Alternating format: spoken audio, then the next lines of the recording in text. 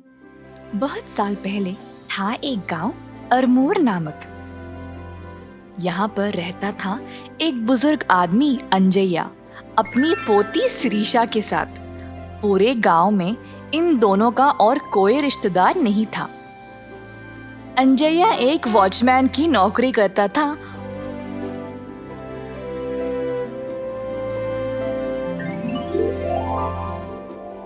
और अपनी कमाई से शिरीषा की पढ़ाई का ख्याल रखता था। अंजैया अपनी पोती शिरीषा से बहुत प्यार करता था और कभी भी उस पे कोई आंच नहीं आने देता। इसी तरह कई दिन बीत गए। वक्त आ ही गया जब अंजैया बहुत ही बूढ़ा हो चुका, जिसके कारण वह ठीक से काम नहीं कर पा रहा था। कभी कभी तो ड्यूटी के समय उसको नींद भी आ जाया करती थी। जब घर का मालिक वहां आता था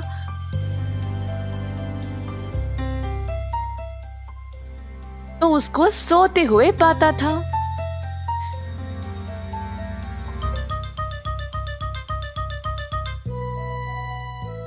जो भी उस घर पर आते थे उनको गाड़ी का हॉर्न कई बार बजाना पड़ता था अंजैया को जगाने के लिए, ताकि वो उठकर गेट खोल दे। इन सब के कारण घर के मालिक ने अंजैया को नौकरी से ही निकाल दिया। अंजैया को लगा कि उसकी भी गलती थी, तो वह कुछ नहीं कर पाया। अलविदा कहकर वह वापस अपने घर की ओर चल पड़ा। घर की ओर जाते समय अंजैया दुखी महसूस करने लगा। घर पहुंचकर वह आंगन में बैठ गया, ये सोचते हुए कि अब वह क्या करे। उसी समय अंजैया को पायल की छन छन सुनाई दी। उसको लगा कि शायद शिरीषा घर आ गई। बेटी शिरीषा, पर किसी ने जवाब नहीं दिया और पायल की आवाज भी रुक गई। पर थोड़ी देर बाद फिर से पायल की आवाज शुरू हो गई। अंजैया उठकर गया देखने के लिए कि वहां कौन है। तो उसको एक पेड़ दिखाई दिया जिस पर पायल लटक रहा था। अंजैया को समझ आ गया कि हवा की वजह से शायद ये पायल छन छन हिल रही थी। उसने फिर पायल को उठा लिया। ये पायल यहाँ पर क्यों है और सिर्फ एक? पायल को लेकर वह घर के अंदर चला गया। उसी समय शिरीषा घर वापस लौट गई और पायल का ख्याल अंजैया के दिमाग से निकल ही गया।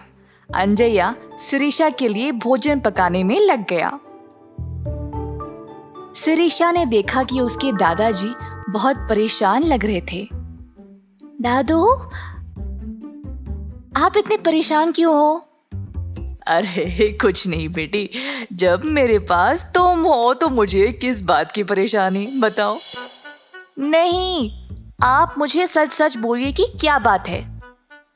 कुछ नहीं बेटी, मैं बस कोई नई नौकरी के बारे में सोच रहा था। ओह अच्छा।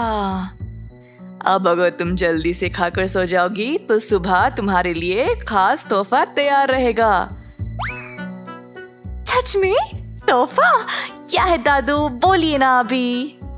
मैंने बोला ना, कल सुबह तुमको मिल जाएगा।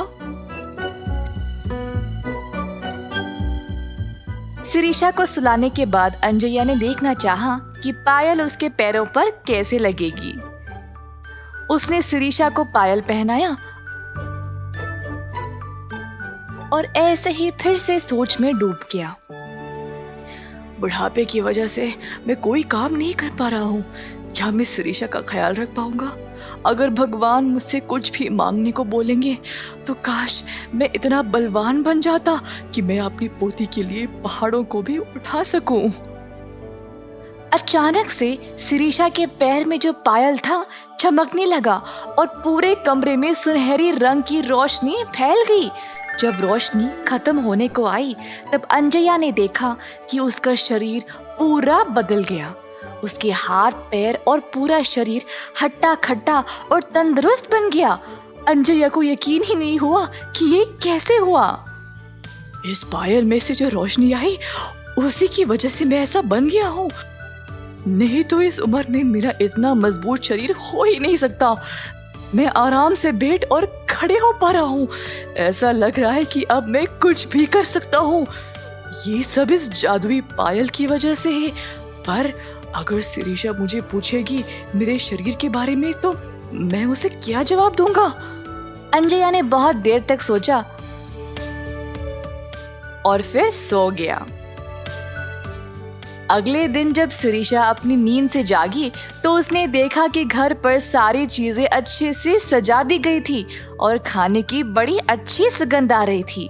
शिरीषा घर से बाहर निकली तो उसने देखा कि उसके दादू एक जवान आदमी की तरह लग रहे थे, जिसको सर पर सफेद बाल और सफेद दाढ़ी थी। दादू, यही मेरा तोहफा है क्या? शिरीषा दौड़ते हुए दादू के पास गई और उनको कस के गले से लगा लिया। पर अंजया शिरीषा को इस नए रूप का राज नहीं बता पाया। दादू, ये मेरे पैर में ये पायल कहाँ से आई? और सिर्फ एक पायल दोनों पैरों में होने चाहिए, मुझे सिर्फ एक ही नहीं पसंद। अरे बेटी, उसको मत निकालो, ऐसे ही रहने दो। पर तब तक तो शिरीषा ने पायल निकाल दिया और फेंक भी दिया। पायल एक गरीब बच्चे के पास जा गिर पड़ा। गरीब लड़की ने पायल को उठाया और अपने पैर में बांध लिया। अंजया ने ये देखकर सोचा, मेरी समस्या को हल करने के लिए इस पायल ने मुझे रास्ता दिखाया और अब पायल इस गरीब लड़की के पास चला गया उसकी मदद के लिए। चलो, यही सही। अंजया उस लड़की के लिए खुश था। उस दिन से अंजया बहुत काम करने लगा और शिरीषा का अच्छा ख्याल रख पाने लगा। दोनों ने बहुत लंबे समय तक खुशी से अपना जीवन गुजारा। इस कहानी से हमें ये सीख मिलती है कि जब भी हमें कोई वरदान मिले तो उसको बुद्धि से इस्तेमाल करें, लालची ना बने और बाकियों के साथ भी बांटना सीखें।